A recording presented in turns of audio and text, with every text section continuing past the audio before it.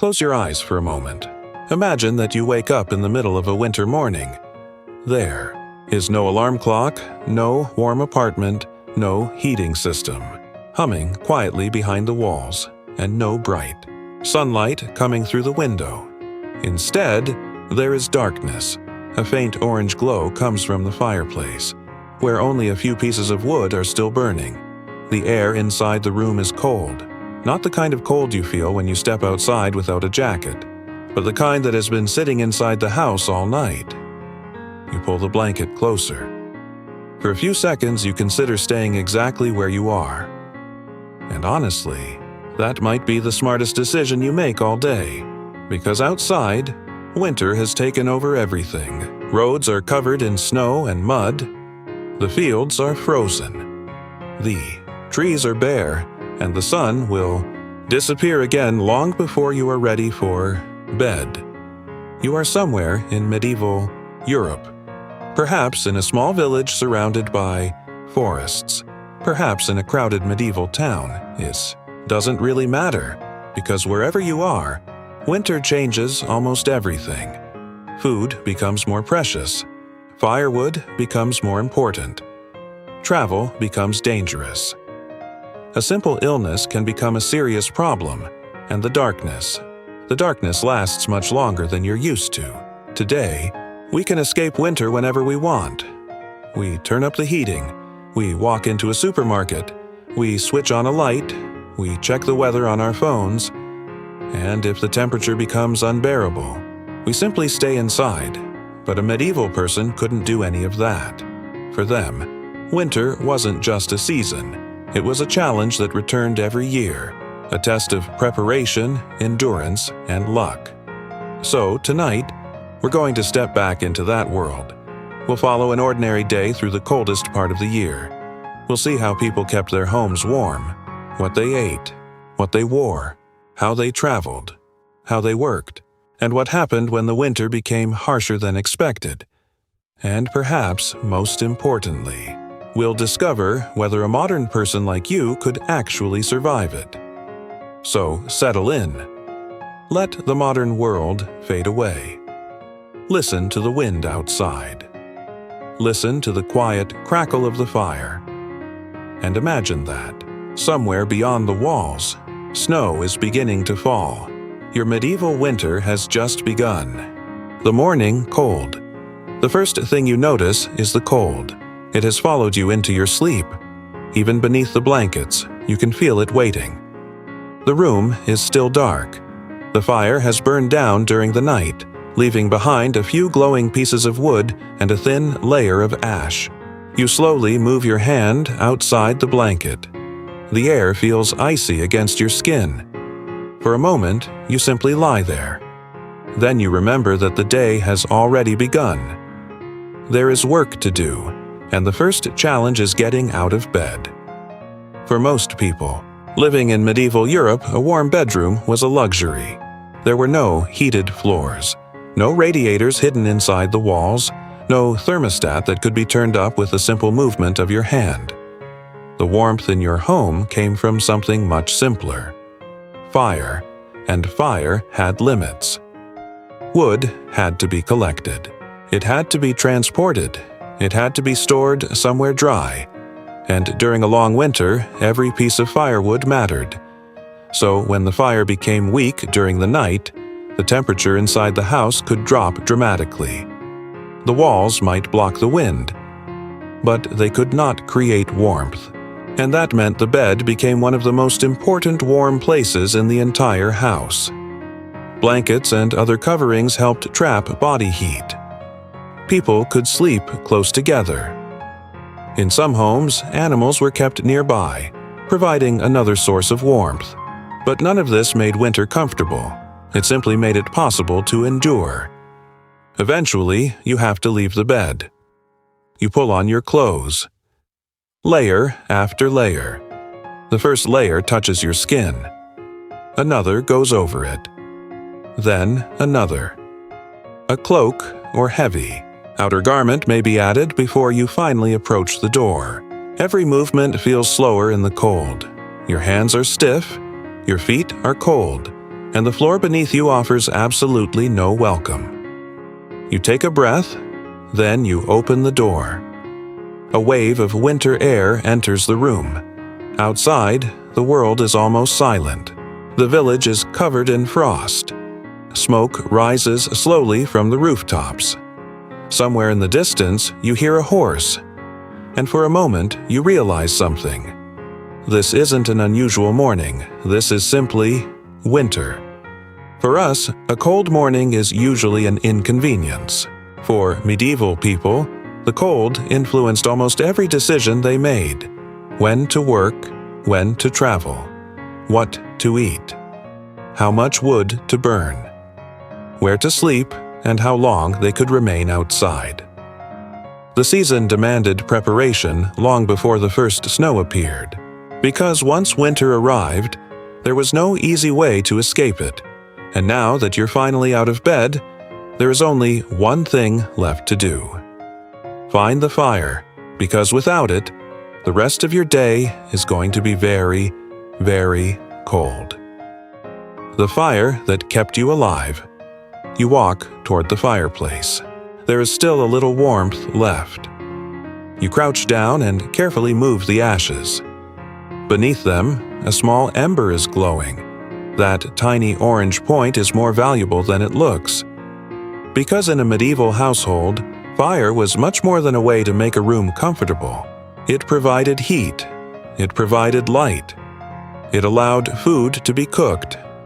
It helped people dry wet clothing, and in the darkest months of the year, it became the center of domestic life. But fire came with a price. Wood had to come from somewhere. In rural communities, people depended heavily on surrounding forests and other sources of fuel.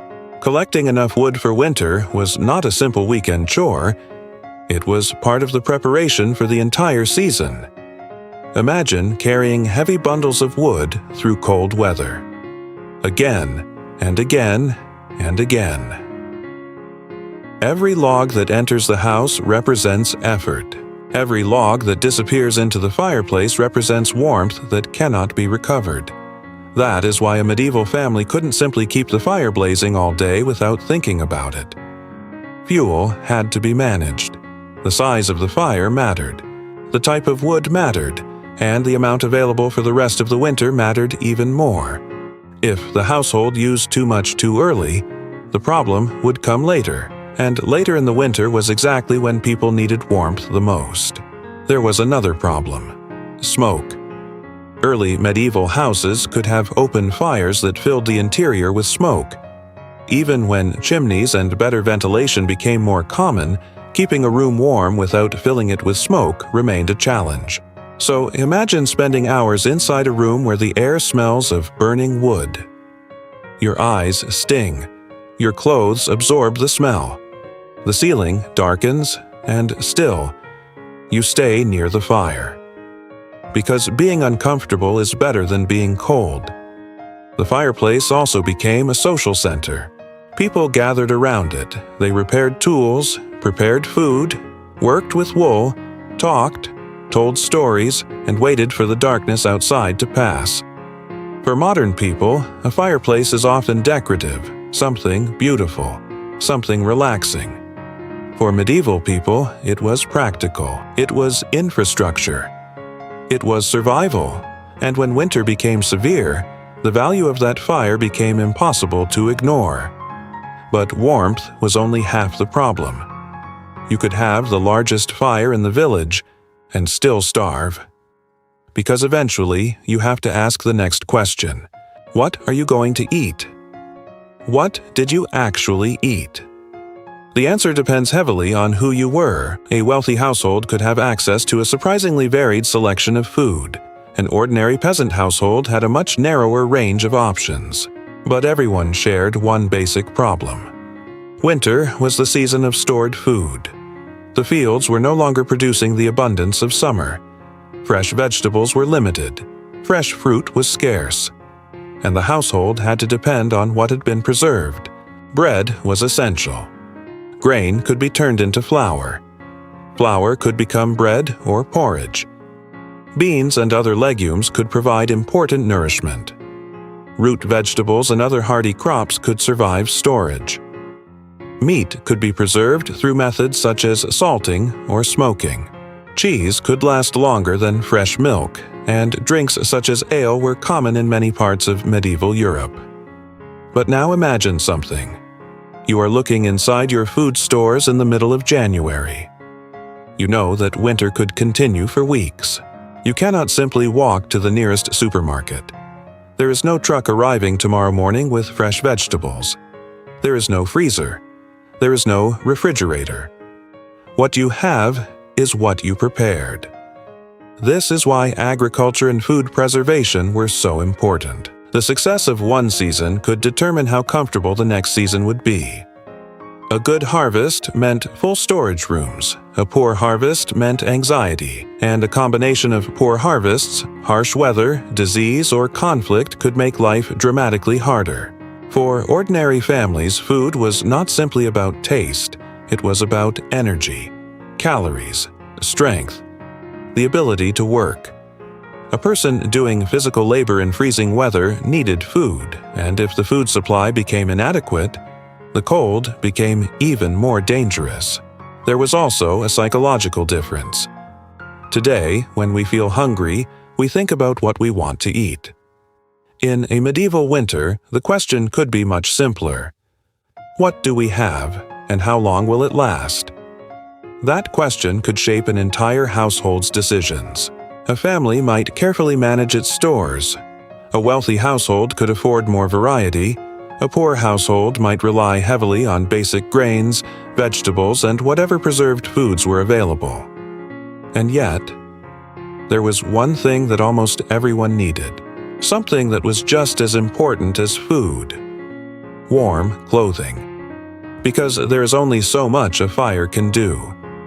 Eventually, you have to step outside. Your clothes are not what you think. Before leaving the house, you look at your clothing. At first, it seems simple, but medieval clothing was not necessarily one single heavy garment. People could use layers. Different materials served different purposes. Linen might be worn close to the body. Wool was particularly valuable for warmth. Outer garments could provide additional protection from wind and weather. Cloaks could be wrapped around the body. Hats and other coverings protected the head. Gloves or other hand coverings helped protect fingers from the cold, but clothing was still a problem. Because being warm is not the only issue. Being dry matters too. Imagine walking through snow. Your shoes become wet. Your clothing becomes damp. The wind begins to blow, and now the cold feels completely different. Wet fabric can make you lose heat much faster. So people had to think about weather. They had to protect their clothing. They had to repair it. They had to make it last, and clothing itself represented wealth. A wealthy person could afford better materials, more layers, better made garments, additional clothing. A poor laborer had fewer options. The difference between those two experiences could be enormous. This is one of the most important things to remember when imagining medieval life. There was no single medieval experience. A noble living in a large stone castle did not experience winter in the same way as a peasant living in a small rural house. A merchant in a prosperous town had different resources from a laborer. And even within the same village, households could have very different levels of comfort. But regardless of wealth, winter remained winter. Cold air still entered through doors. Snow still covered roads, and firewood still had to be burned, which brings us to the place where most people spent their time: home. And this is where our modern expectations begin to fall apart. Because medieval homes were not exactly what you might imagine. The medieval house wasn't a cozy cabin. From the outside, a medieval house can look surprisingly charming. Timber frames, small windows, thatched roofs, a little chimney, smoke drifting into the winter sky. It almost looks peaceful.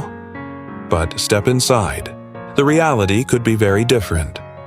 Many homes were designed primarily for practical survival, not comfort, not privacy, not perfect temperature control, just survival. The walls provided shelter. The roof kept rain and snow outside. The fire provided warmth, and everything else depended on the resources available to the household. Small openings helped reduce heat loss. Doors could allow cold air inside every time they opened. Roofs could leak. Walls could be damp. Floors could be cold, and smoke could linger. The size and construction of a home depended heavily on location, period, and wealth. A wealthy medieval household could live in a much more substantial building. A poor rural family might occupy a much simpler structure. But there was one common feature. The environment outside was always present. You could hear the wind. You could hear animals. You could hear people moving through the village, and at night, you could hear almost nothing.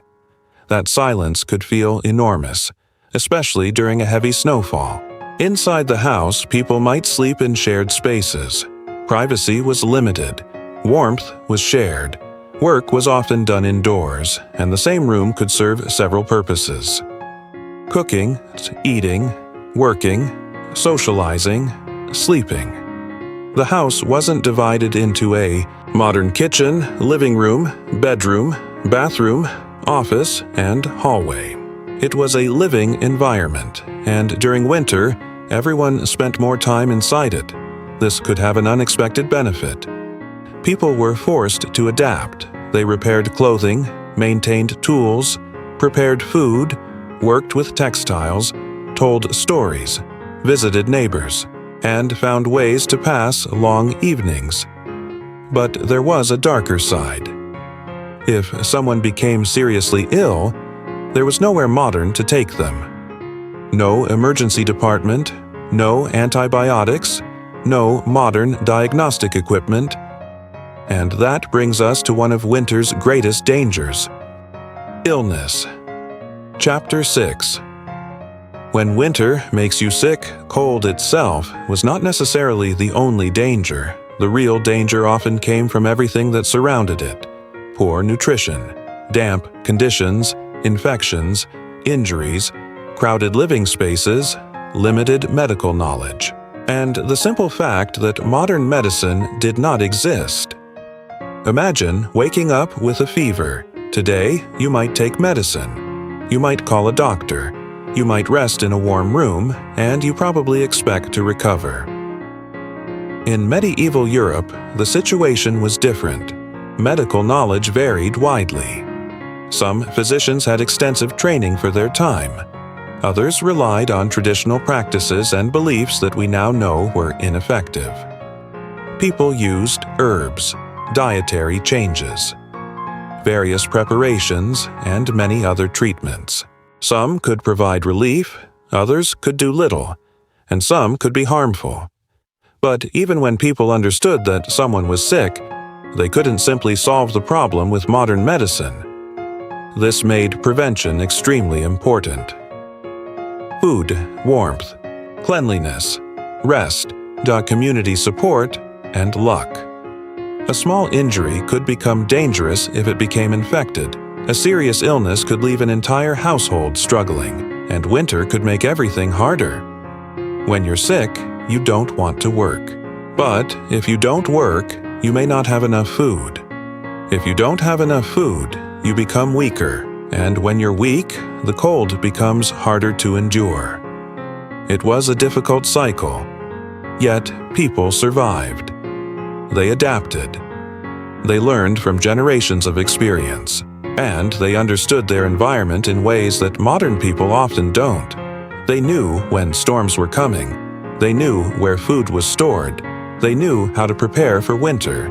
They knew which roads became dangerous, and speaking of roads, you probably shouldn't plan on going anywhere. The road disappears.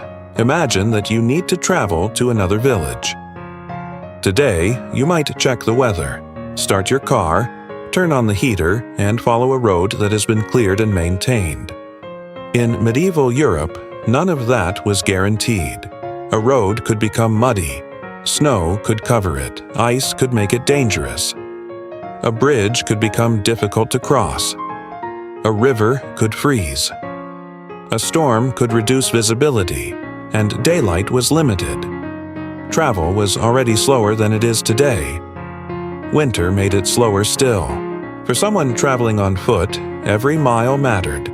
For someone using a horse, the animal itself needed food and protection. For carts, mud and snow could become serious obstacles. And then there was the problem of getting lost. Without modern signs, maps, GPS, or reliable roads, travelers depended on local knowledge. They knew which paths were safe, which bridges were usable, which areas became flooded, which routes were dangerous during storms. In bad weather, a journey that normally took a few hours could become much longer, and the longer you stayed outside, the more exposed you became. The cold wasn't simply uncomfortable. It was something you had to respect. That is why winter could make communities feel more isolated. A village might have less contact with the outside world. Merchants traveled less. Travelers disappeared from the roads, and the landscape itself became quieter. The fields that had been full of activity during the warmer months were now mostly resting. The roads became empty, and the village began to slow down. The village goes quiet. Winter changed the rhythm of life. Summer meant long days, agricultural work, harvesting, travel, construction, markets, and constant activity. Winter was different. The days were shorter, the nights were longer, and much of the agricultural work had already been completed. That didn't mean people had nothing to do. Far from it. Winter could be a season of maintenance. Tools needed repair. Clothing needed mending. Wool needed to be processed. Wood needed to be prepared. Food needed to be managed. Buildings needed attention, and people still had ordinary responsibilities. But the pace could change. There was also more time indoors. Families and communities gathered. People talked. Stories were told. Religious practices continued. Children learned from adults. Crafts were practiced. And the long darkness became part of the rhythm of life. Imagine what that would feel like. There are no glowing screens, no television, no internet, no electric lights. Once the sun disappears, the world becomes genuinely dark. A candle or lamp can illuminate only a small area. The rest of the room remains in shadow. The fire becomes the brightest thing in the house.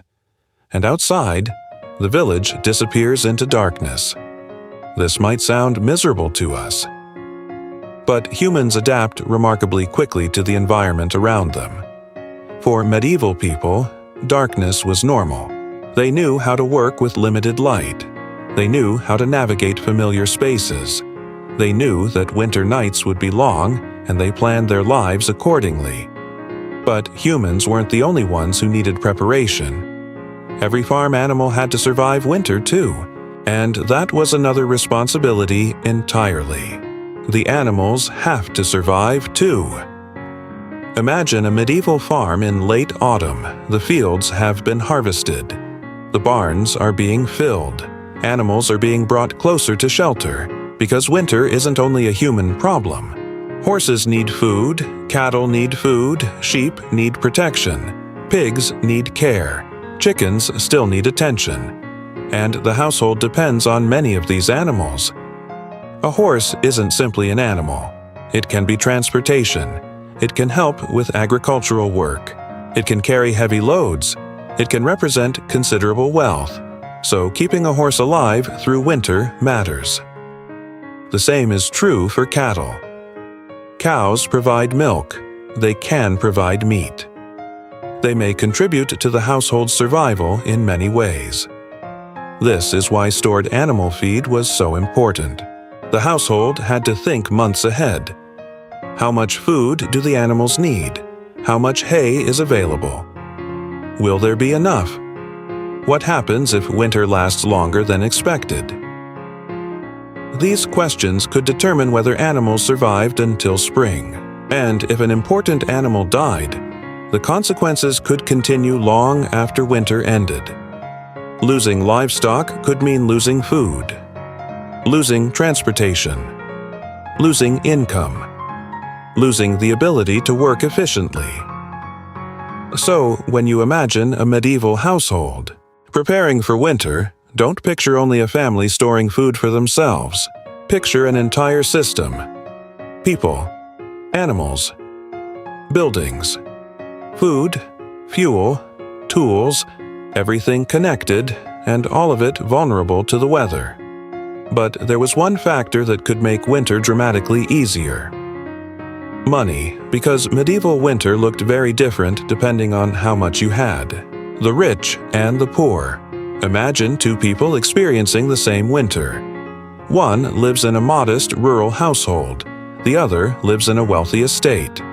They may live only a few miles apart, but winter is not the same for them. The wealthy household has more resources, more fuel, more food, better clothing, more storage, more servants, more space, perhaps better buildings, perhaps access to better medical care. The poor household has fewer options. If firewood becomes scarce, that's a serious problem. If food supplies become low, there may be no easy solution. If clothing becomes damaged, it must be repaired. If an animal dies, the household loses something valuable. This is why saying that medieval people simply lived in the cold misses the bigger picture. Some people lived much more comfortably than others. Medieval society was deeply unequal. A noble household could afford things that ordinary laborers could not imagine: large fireplaces, heavy fabrics, better food, multiple buildings, storage rooms, servants, and more control over their environment. But even wealthy people had limitations. There was still no electricity, no central heating, no modern medicine, no cars, no refrigeration. So wealth could make winter easier, but it could not completely remove winter, and for ordinary people, community mattered enormously. Neighbors could help each other. Families shared resources. People worked together. Knowledge was passed from one generation to the next. Everyone understood that winter was something the community had to endure. And eventually, the sun went down. Again. The longest night, the village becomes quiet. The last daylight disappears. A few lights remain visible through the darkness. Inside your home, the fire is still burning. The room is warm enough now, not warm by modern standards, but warm enough. You sit near the fire. Outside, the wind moves across the fields. Snow falls softly. There is almost nothing to see beyond the walls, and perhaps that is one of the strangest differences between medieval life and our own. Night was actually dark. There was no glow from streetlights, no headlights moving along distant roads, no buildings illuminated across the horizon. Once the sun disappeared, darkness took over. A candle could illuminate a small space, an oil lamp could do the same. But neither could turn night into day. So people lived differently. They organized their evenings around available light. The fire became a gathering place. People could talk, eat, repair clothing, prepare tools, tell stories, pray, or simply sit quietly. And eventually, they went to sleep. Perhaps the family shared the same room. Perhaps several people slept close together for warmth. The fire was reduced. The doors were closed. The blankets were pulled up. And outside, winter continued. The wind moved through the trees. Snow covered the roads. The fields remained frozen. But inside, the household waited for morning, and eventually, morning would come. Another cold morning, another day, another fire to light, another meal to prepare, another winter day to survive. This is where something important becomes clear. Medieval people weren't constantly thinking, "I am surviving history." They were simply living. Winter wasn't an adventure. It was normal life.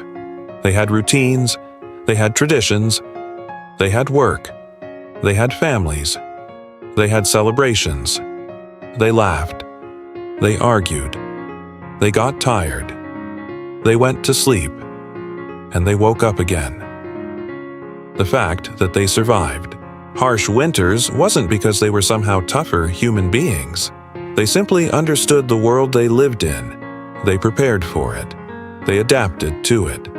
And they knew that spring would eventually come. So, would you survive? Now imagine taking everything you've experienced today and removing modern technology. No heating, no supermarket, no refrigerator, no electric lights, no car, no modern medicine, no weather app, no emergency services. Just you, your home, your community, and winter. Would you survive? The answer is probably more complicated than you think. You would certainly struggle. You would miss warmth. You would miss convenience. You would probably complain about the food. You would hate the darkness. And after a few days, you might begin to wonder how people lived like this for generations. But you would also learn. You would learn how to keep a fire alive. You would learn which clothes kept you warm. You would learn how to conserve food. You would learn which roads were safe. You would learn how to recognize changes in the weather. You would learn to rely on your neighbors. And slowly, your idea of normal would change. The cold would still be cold. The darkness would still be dark. But you would understand how to live with it. That is perhaps the biggest lesson of medieval winter. People weren't simply fighting nature, they were adapting to it. Their homes reflected it, their food reflected it, their clothing reflected it, their work reflected it, their traditions reflected it. Their entire calendar was built around the seasons, and winter was one of the most important seasons of all. Because surviving winter wasn't something you decided to do when the first snow arrived. You prepared months in advance. You stored food, you gathered fuel, you repaired clothing, you protected animals, you prepared your home, and when winter finally arrived, you were ready. At least, you hoped you were, because there was always uncertainty. A harsh storm, a poor harvest, an illness, a broken roof, a lost animal, a shortage of firewood. Any one of these could make an ordinary winter much more difficult. And yet, spring always remained somewhere beyond the darkness. The snow would eventually melt. The fields would become green. The days would grow longer. The birds would return. And the cycle would begin again. Tonight, we've traveled back hundreds of years. We've entered a world without electricity, without central heating, without supermarkets, without the countless conveniences that quietly make modern life possible. We've watched the fire burn. We've walked through the snow. We've listened to the wind outside a medieval home. And we've seen how ordinary people prepared for a season that could never be ignored. Perhaps the strangest part is that, for them, this wasn't history. It was simply life. The fire was burning, the bread was being baked, the animals were sleeping. The snow was falling, and somewhere in a small medieval house, someone was pulling a blanket closer, waiting for morning. So let the modern world stay outside for a little longer. Let the lights disappear. Let the roads become quiet, in the darkness. The wind is passing over the roof. Snow is falling outside. The village is asleep, and for tonight, the fire is still burning. Good night.